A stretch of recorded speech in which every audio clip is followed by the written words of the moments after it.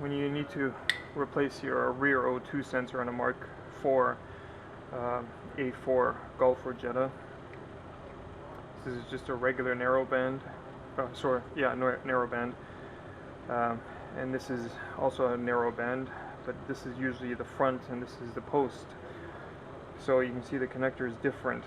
This one's got a little spacer here and it's got a cutoff right here, whereas this one's got a complete corner. It does come with an adapter. Actually, that's the receiving end. Oh yeah, sorry.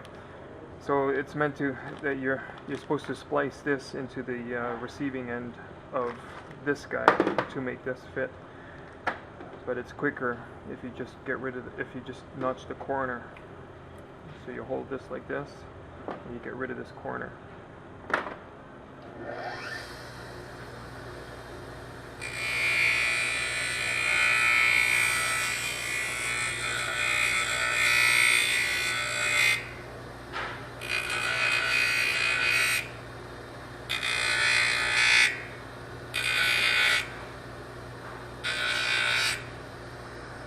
That's all you got to do.